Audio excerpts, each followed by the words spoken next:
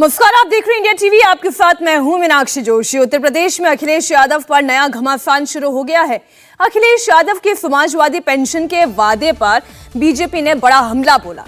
मुख्यमंत्री योगी के ऑफिस से ट्वीट कर अखिलेश को वायदे आजम कहा गया और आरोप लगाया गया कि अखिलेश यादव ने 3 गुना पेंशन का वादा इसलिए किया क्योंकि वो 3 गुना घोटाला करना चाहते हैं। पेंशन का वादा कर समाजवादी पार्टी अपना वोट बैंक बढ़ाना चाहती है, लेकिन बीजेपी ने इसे घोटाले की साजिश करार दिया। आइए एक एक तस्वीर हम आपके सामने रखते हैं। इस ट्वीट में बीजेपी ने घोटाले का फॉर्मूला भी बताया और कहा कि पिछली बार 1000 करोड़ से भी ज्यादा का घोटाला हुआ था और अब 3 गुना घोटाले का इरादा है। ये ट्वीट आप देखिए। अब इस ट्वीट को अगर आप समझ नहीं पा रहे हैं तो हम आपको थोड़ा सा आसान शब्दों में समझाने की कोशिश करते हैं। इस वायदे आजम पेंशन का मतलब क्या है। देखिए, पहले पेंशन 6000 रुपए सालाना देने का वादा किया गया। अब यह वादा किया गया कि जब हम सरकार में आएंगे, सत्ता हमारी बनेगी, तो 18000 पेंशन दिया जाएगा। मतलब इसे सीधा बढ़ा दिया गया।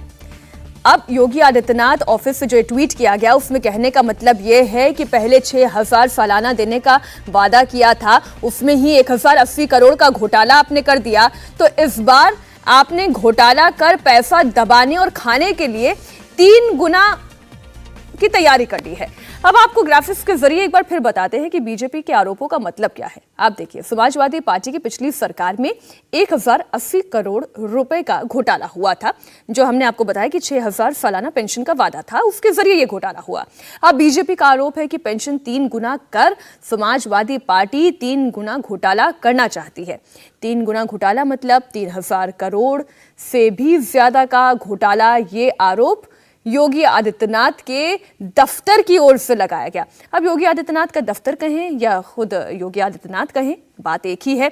समाजवादी पेंशन जो पिछले सरकार में 6000 सालाना थी, उसमें घोटाले का आरोप लगता है। इस मामले में कुछ कार्रवाई भी हुई थी, लेकिन वो कहां तक पहुंची उस पर भी डिटेल में हम आगे आपको इंफॉर्मेशन देंगे। लेकिन अगर अब जो वादा किया गया है उसकी हम बात करें तो ये 6000 से सीधा बढ़ाकर 18000 रुपए करने का वादा समाजवादी पार्टी ने किया। अब समाजवादी पार्टी सरकार के दौरान जो 1080 करोड़ रुपए का घोटाला हुआ, उसमें मरे हुए लोगों के नाम पर भी पेंशन दी गई थी। आप सोचिए, जो जिंदा ही नहीं है उनके नाम पर भी पेंशन। अब कितने लोगों पर गलत पेंशन दी गई, इसका आंकड़ा भी लाखों में है। नियमों का उल्लंघन कर ऐसे लाखों लोगों को पेंशन दिया गया जो पेंशन के प्रावधानों के तहत आते ही नहीं थे, और इसलिए घोटाले का आरोप समाजवादी पार्टी पर लगा। नियमों का उल्लंघन कर लाखों लोगों को पेंशन देने का काम समाजवादी पार्टी ने किया। अब आप अखिलेश यादव का वो बयान सुनिए जिस पर बीजेपी ये ताजा हमला कर रही है। उत्तर प्रदेश में जिस समय समाजवादी सरकार थी, समाजवादी पेंशन योजना शुरू की गई थी। समाजवादी पेंशन योजना के तहत बड़ी संख्या में गरीब, जो हमारी माताएं हैं, बहनें हैं, उनकी मदद करने का काम हो रहा था। और मुझे याद है कि 50 लाख के लगभग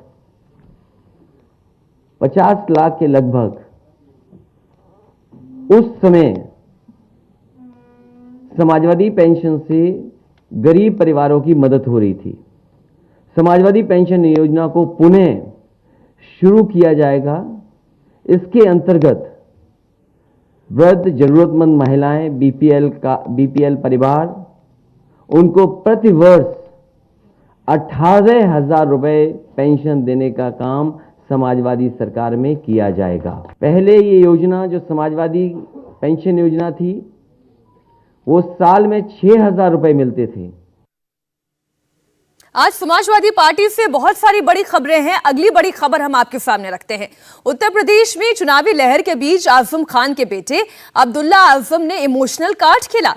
अब्दुल्ला आजम आजकल जमानत पर जेल से बाहर हैं। चुनाव होने हैं तो वो अपने समर्थकों के बीच पहुंचे और अपने पिता आजम खान की बात करते करते आंखों में आंसू आ गए, रोने लगे।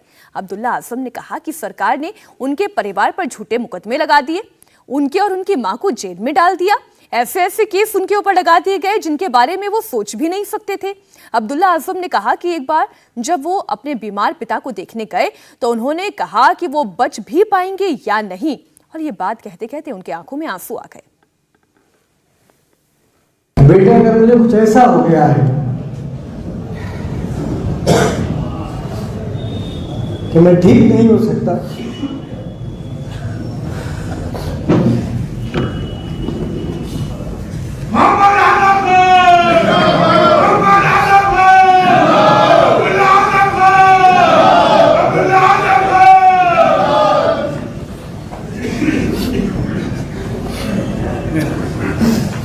डॉक्टर ने हाथ बढ़ा दिया, डॉक्टर तो जो हो वो अपने घर जाके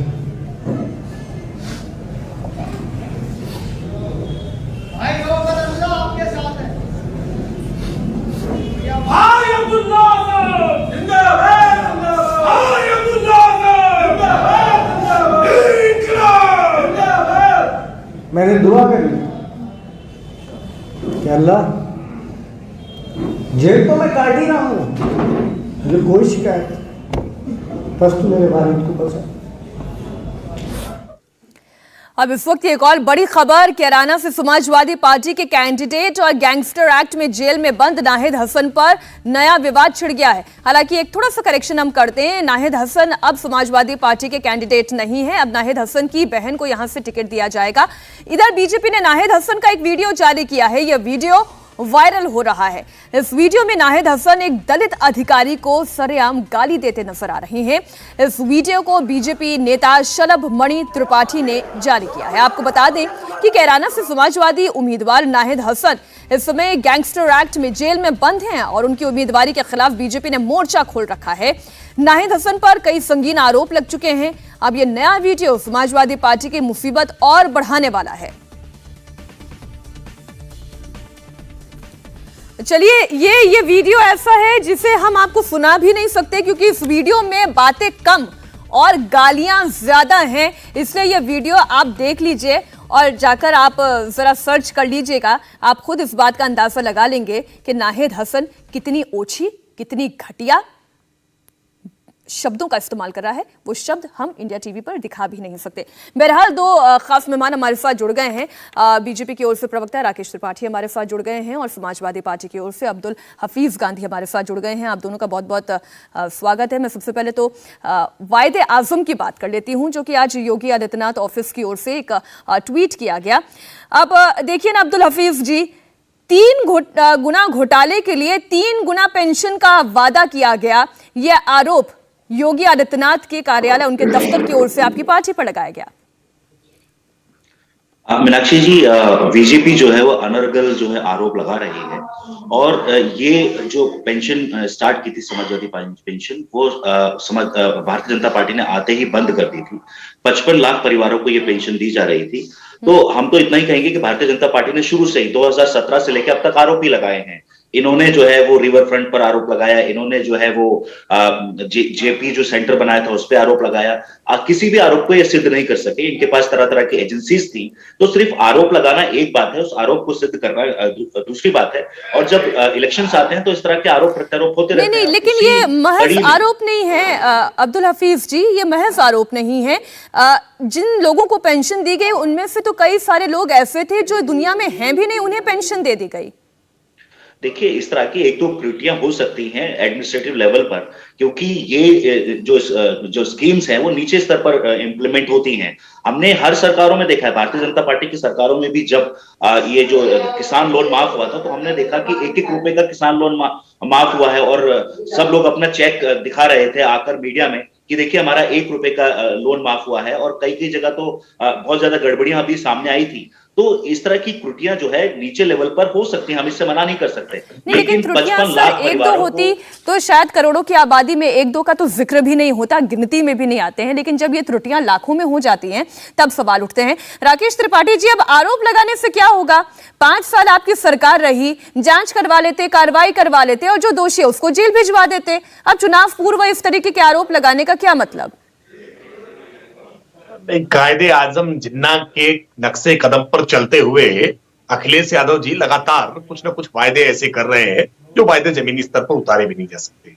सच्चाई ये है कि समाजवादी पार्टी की सरकार के कार्यकाल आने की जब खत्म होने के बाद, भाजपा की सरकार आने के बाद हमने इस मामले की पूरी जांच बिठाई जो समाजवादी पेंशन ये बांट रहे थे। 4.5 लाख अपात्र पाए गए थे जिनको तुरंत निरस्त करने का हमने काम किया था, जिसमें 44,000 ऐसे थे जो मर चुके थे, जिनकी मरने के बाद भी पेंशन जा रही थी। हमने उन अधिकारियों को चिन्हित करके अधिकारियों पर कार्रवाई करने का काम किया है। लेकिन यह सच है कि बिना पॉलिटिकल मास्टर्स के कई बार राजनीतिक तौर पर ऐसे लोग बच निकलते हैं, क्योंकि लिखा पढ़ी में ऐसे कोई आदेश राजनीतिक लोगों के नहीं होते हैं, लेकिन उनकी सरपरस्ती में ही अधिकारियों के द्वारा इस सरकार का खेल किया जा रहा था। ऐसे अधिकारियों पर हमने कार्रवाई करने का भी काम किया है। और उत्तर प्रदेश में हमने आज पेंशन बढ़ाने का भी काम किया है। आज उत्तर प्रदेश में इस समय 86 लाख ऐसे हैं, बुजुर्ग हो या निराश्रित महिलाएं हो, 29 लाख महिलाएं, जिनको हम 1,000 रुपए पेंशन देने का काम कर रहे हैं। हमने वास्तविक में जो लाभार्थी है उनको चिन्हित करके उनको सहायता राशि पहुंचाने का काम किया है। लेकिन अखिलेश यादव जी आज इस तरह के वायदे कर रहे हैं जो वायदे ये पूरे नहीं कर सकते हैं। और लेकिन आरोप केवल देखिए, आप पर केवल इस बात का आरोप नहीं लग रहा कि आप आरोप लगाकर चले जाते हैं, आप कानूनी कार्रवाई नहीं करते हैं। जब आप आरोप लगाते लगाते वायदे आजम कह लेते हैं तो अब्दुल्ला आजम की तस्वीर भी दिखाना आप लोगों के लिए जरूरी हो जाता है। अब देखिए, अब्दुल्ला आजम रो पड़े। वो ये कह रहे हैं कि इस तरीके के केसेस आपने उनके पूरे परिवार पर लगा दिए जिसके बारे में वो सोच भी नहीं सकते थे। विंडिक्टिव है आपकी पार्टी। नहीं, यही तो तस्वीर है हमारी कार्रवाई की, यही तो प्रमाण है हमारी कार्रवाई का। ये कार्रवाई का प्रमाण नहीं है तो और क्या है? आजम खान भ्रष्टाचार के एक प्रतीक थे, इनके भ्रष्टाचार के पोस्टर बॉय थे। आजम खान ने किस तरह से गरीबों की जमीनों को कब्जा करने का काम किया। ये अब्दुल्ला आजम जो आज टेसुए बहा रहे हैं, आंसू बहा रहे हैं, ये अब्दुल्ला आजम का 2 बार जन्म हुआ था। इंडिया टीवी के देख रहे दर्शकों को जानकारी दे दूं कि अब्दुल्ला आजम का 2 बार जन्म हुआ है, ऐसा ये दावा करते हैं। 2 इनके पास पासपोर्ट है, 2 इनके पास पैन कार्ड है, 2 इनके पास डॉक्यूमेंट से रखने का काम करते हैं। इनको बाकायदा डॉक्यूमेंटल एविडेंसेस के आधार पर सजा हुई है और इनकी विधाई की गई है। बावजूद इसके समाजवादी पार्टी बेशर्मी से इनका बचाव करने का काम करती है। लेकिन ये तो कमाल बात है ना। देखिए अब्दुल हफीज जी, मैं जवाब लेती हूँ ना। राकेश जी रुकिए ना। अब्दुल हफीज जी, ये तो कमाल बात है, कोई व्यक्ति 2 बार तो पैदा हो नहीं सकता। अब डॉक्यूमेंटल एविडेंस को कहां तक झुटलाएंगे अब्दुल्ला आजम? अब ये भले ही अपने साथी समर्थकों के सामने रो लें, सहानुभूति जुटा ले, लेकिन जो गलत है वो तो गलत रहेगा ना। मीनाक्षी जी, ये सारे के सारे जो मैटर्स हैं वो सब जुड़े हैं। अदालत को इस पर फैसला लेना है, तो हम अंतिम निष्कर्ष पर ना पहुंचे, अदालत को पहुंचने दें। दूसरी बात ये कि क्या आप ये सोच सकते हैं कि बकरी चोरी, पायल चोरी, और जब जब उनकी जमानत हुई तो एक नया केस उन पर जो है लाद दिया गया, तो ये विंडिक्टिवनेस नहीं है तो क्या है? वो आप ये सोच सकते हैं कि एक नेता जो है वो किताब चोरी करेगा, पायल चोरी करेगा, बकरी चोरी करेगा? मतलब शर्म आनी चाहिए भारतीय जनता पार्टी की सरकार को कि इतने बड़े कद के नेता पर इस तरह के जो है केस लगाए जा रहे हैं और जमानत मिल रही है, उसके बाद दूसरे केस लगाए जा रहे हैं। आप ये सोच सकते हैं कि एक लोअर कोर्ट में एडिशनल एडवोकेट पेश होंगे जाकर, और बार बार जो है कहा जाता है कि यहां पर जो सरकारी वकील हैं वो पेश नहीं होंगे डिस्ट्रिक्ट में, ऊपर से आएंगे, इलाहाबाद से आएंगे, और बार बार उनका ना आना, बार बार जो है बेल एप्लीकेशंस को डिले करते रहना, ये सरकार की डिलेइंग टैक्टिक्स है कि आजम खान साहब कहीं जेल से बाहर ना आ जाएं। अगर ये इतना ही चिंतित थे केसेस को लेकर, तो रामपुर कोर्ट में क्यों कार्रवाई को बार बार डिले किया गया? क्यों कहा गया कि एडवोकेट जनरल इसमें पेश होंगे? कितने ऐसे मामले हैं बेल एप्लीकेशंस के जहां पर एडवोकेट जनरल लोअर कोर्ट में आके पेश होते हो?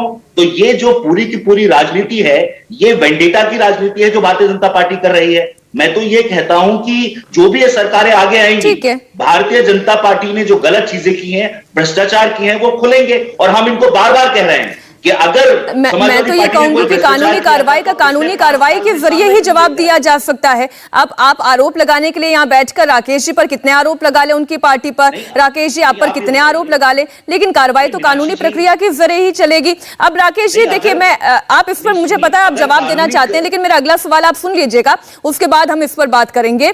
अब देखिए, नाहिद हसन के पीछे भी आप लोग हाथ धोकर पड़ गए हैं। अब्दुल्ला आजम और आजम खान ने नाहिद हसन के पीछे भी आप लोग हाथ धोकर पड़ गए हैं।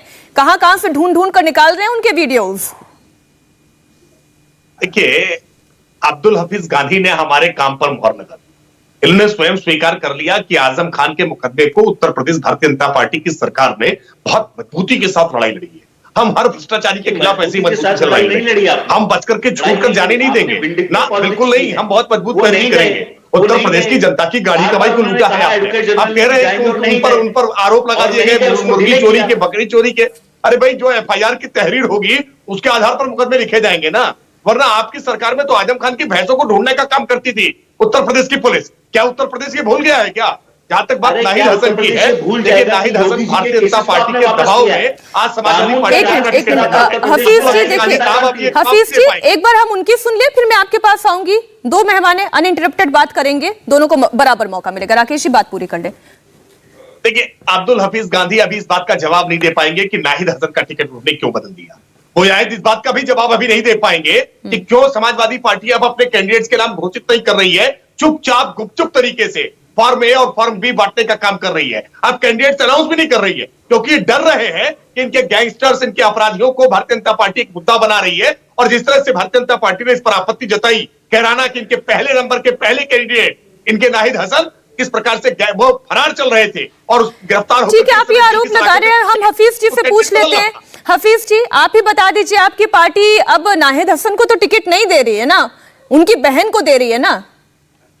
देखिए, आपका जवाब देने से पहले मैं राकेश जी की बात का जवाब देना चाहूंगा कि रूल ऑफ लॉ का क्या धज्जियां भारतीय जनता पार्टी ने उड़ाई हैं भारतीय जनता पार्टी की सरकार में, ये किसी से छुपा हुआ नहीं है। एक तरफ आप कह रहे हैं कि हमने आजम खान के खिलाफ केस चलाए, दूसरी तरफ योगी जी मुख्यमंत्री होते हुए खुद अपने केसेस वापस ले लेते हैं। स्वामी प्रसाद मौर्य जी के केसेस, जो कि जमीन कब्जाने के, मकान कब्जाने के केसेस हैं, वो वापस ले लेते हैं। तो एक तरफ तो आप बहुत जो राजनीतिक प्रतिद्वंदी हैं उन पे केस चलाने की बात करते हैं, और अपनी पार्टी में जो सीरियस ऑफेंसेस हो सकते हैं, हीनियस ऑफेंसेस हो सकते हैं, वो सारे के सारे आप वापस ले सकते हैं। देखिए अब्दुल हफीज जी, अगर अब हम केसेस पर जाएंगे तो समाजवादी पार्टी पर आरोप लगता है कि जिन पर बहुत गंभीर मुकदमे हैं उनके केसेस तक वापस लेने का काम सपा ने किया है। लेकिन मेरा मुद्दा ये नहीं है। हफीज जी मेरे सवाल का जवाब दीजिए।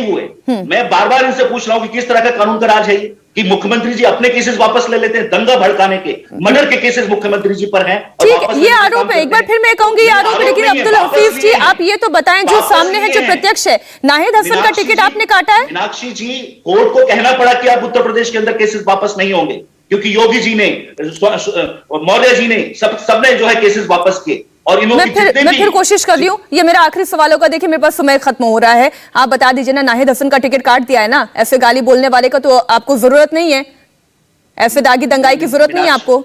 मीनाक्षी जी, हम बार बार कह रहे हैं कि हम इस तरह के किसी भी व्यक्ति को टिकट नहीं देंगे, लेकिन भारतीय जनता पार्टी अपने गिरेबान में झांक कर देखे और अपनी लिस्ट को उठाकर देखे कि किस तरह के दंगाइयों को इन्होंने टिकट दिए, किस तरह के व्यक्तियों को नाहिद हसन की जगह किससे टिकट दिया सपा ने कहराना से? अभी आपको पता लग जाएगा। लेकिन मैं आपसे एक बात कहना चाहता हूं कि आप अपने केसेस लेकर आप घूमना चाहते हैं, आगे और 4 कदम पीछे। मैंने बोला था कि मेरे पास समय जा रहा है, एक शब्द में आप जवाब दे देते कि नाहिद हसन को नहीं, इनकी जगह इन्हें फलाने को टिकट, तो बात यहीं पर क्रिस्टल क्लियर हो जाती। लेकिन बहुत बहुत धन्यवाद हफीज गांधी जी हमारे साथ जुड़ने के लिए। राकेश त्रिपाठी जी आपका भी बहुत बहुत धन्यवाद इंडिया टीवी को समय देने के। इंडिया टीवी हर वक्त हर जगह डाउनलोड करने के लिए सर्च करें India TV news Google play store या ऐप स्टोर पर।